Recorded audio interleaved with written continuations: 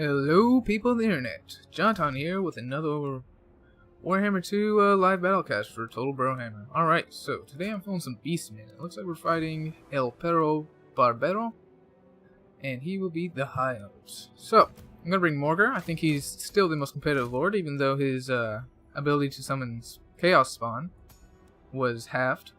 And the Spirit Essence of Chaos can no longer be targeted. Now it just targets any unit on its own that's less than 20% health. So that's some pretty big nerfs to Morghur, but I still think he's the most competitive lord since he has regeneration, and he can still summon 2 Chaos Spawn, which is pretty powerful. So we're fighting Dwarves here, and he's going Clan Anger. So I definitely want to bring... Do we have Death? Yes, we have Death. Let's bring Death.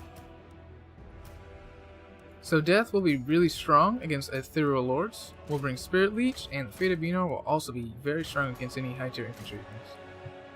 So for our front line, we're going to want lots of Best Score. Let's get some Goreherders shields in there to absorb some fire and just give us more punch in the front line. We'll bring a couple Ungor Raiders to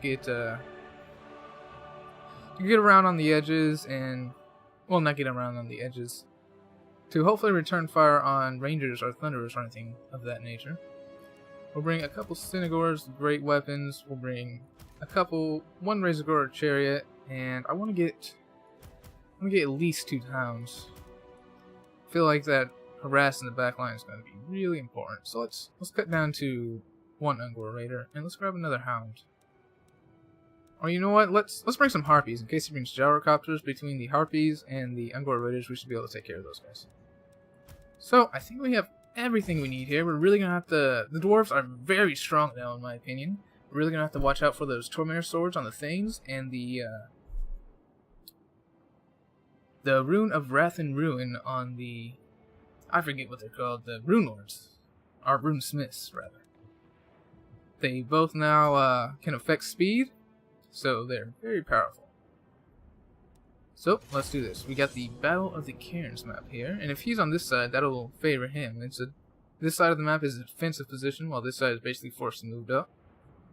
But you know, since I'm Beastmen, of course I'll be advancing. Beastmen don't have great artillery. All they have is a Cygor, and really, even if you bring it, you want to throw some rocks and then get into melee, because that's Fear and Terror, which is quite strong. So we got 5 units for backline harass. We'll try to get all into his archers and thunderers. So what I want to do is I want to get these guys in and hopefully get him to use his slowing abilities and snare abilities on these guys, and then move these guys in so that they do not get snared. Because if these guys get snared, they'll just get destroyed by Slayers. So let's do it. Hopefully I can get a Fate of Beano on a high value target in the front line. Oh look, they actually changed the deployment on this map. That's actually more fair, I like that.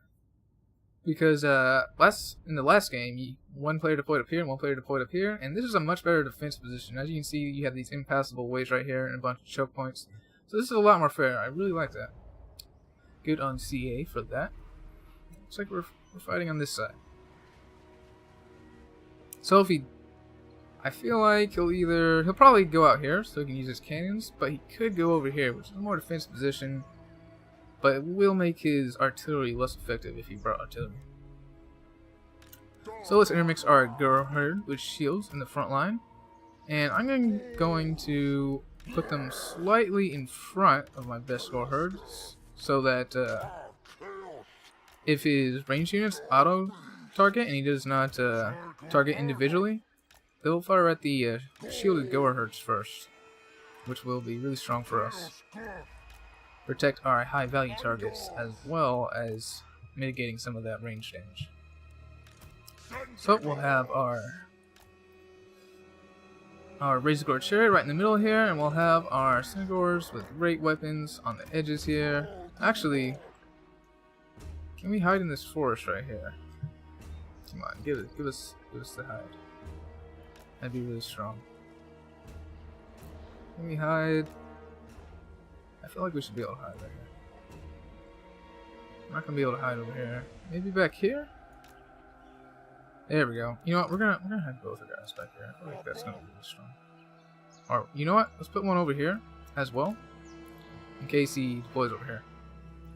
So yeah, that's good. Get Morghur up near the front line. We definitely want him to get into battle so he can get in there and do some damage and hopefully take some damage. He's a really tanky lord. Can these guys? Yes, they can. So we'll put these guys over here. And hopefully he'll think that's all our Vanguard shenanigans. But yeah, guys, the Dwarves got a ton of buffs. They are much, much stronger now. I really like them. And we'll put these guys... We'll put them in the trees for now. I don't want him... I want him to think that our Vanguard shenanigans are... oh, we can put them over here, actually. Are in front of him and not behind him. Alright, so let's look at the army breakdown here. He does have more troops in this, so he's going with a very wide bow, which I like. Let's see how it works out for him.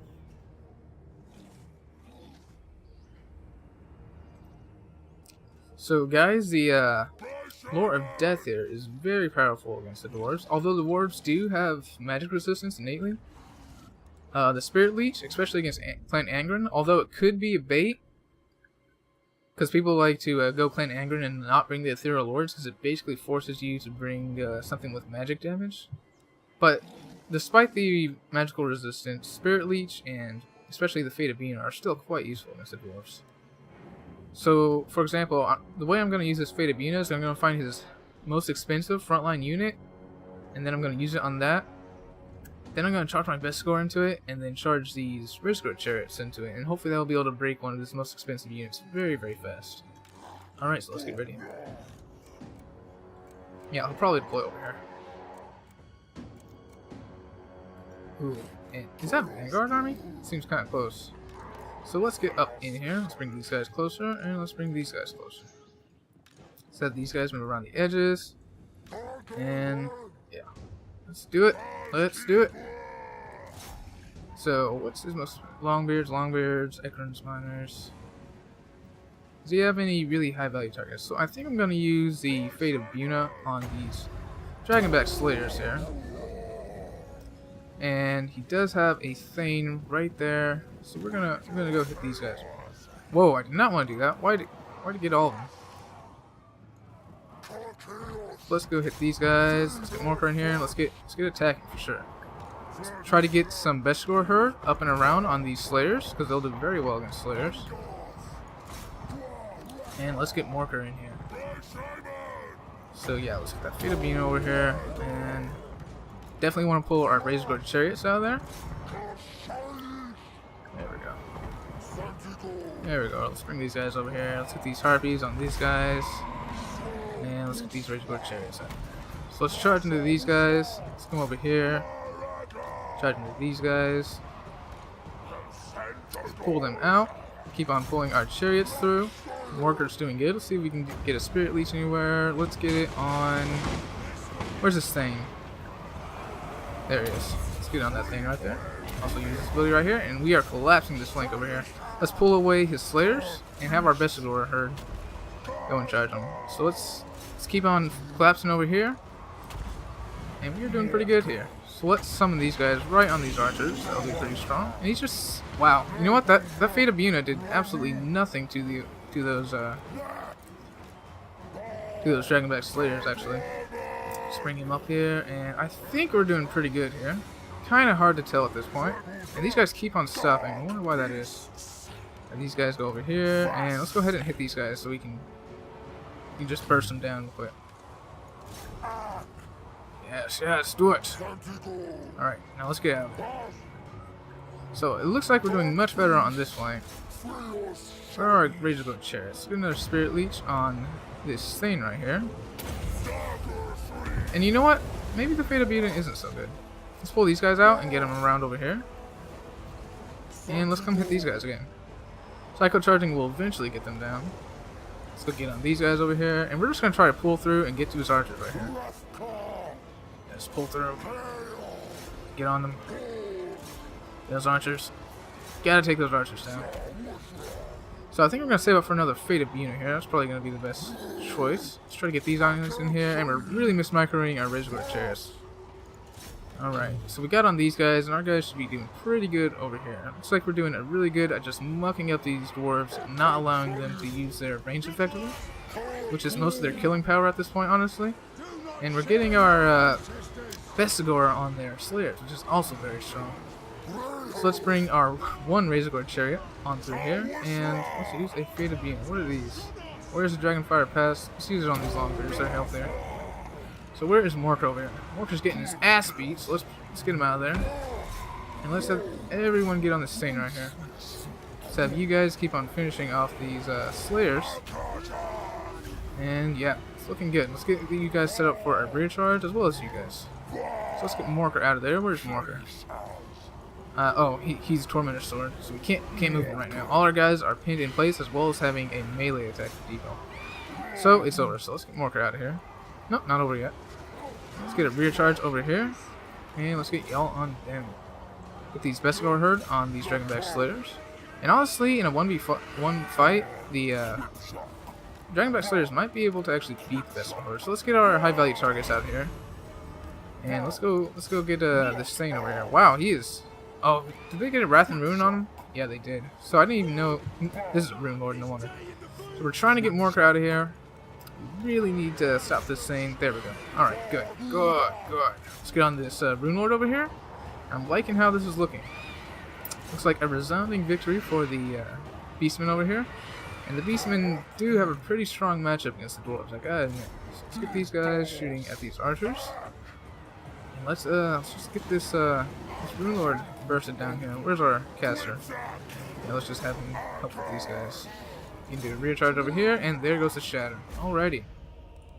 So, let's look at the in-battle screen here. So as you can see, our Vestigor Herd did fantastic. He brought a lot of mostly low-tier troops. He did have a couple long, weird, great weapons, which this one did pretty well considering how overwhelmed we were. He was putting a lot of his marbles into these Slayers and these Miners for blasting charges, hoping I was going to bring a lot of lightly armored targets, but I mean, granted I did, but I gotta say, he really missed micro the Slayers. He should have had them zoning out these Synagores the whole time, as well as the Harpies. He did a pretty good job at locking down that Razorgore Chariot. He locked it down, then I lost micro on it, so it didn't do all that much, which is really bad on me. But a good name to El Perro Barbero. And that's gonna be all for this one, guys. This is JonTaun for Total Brohammer signing out.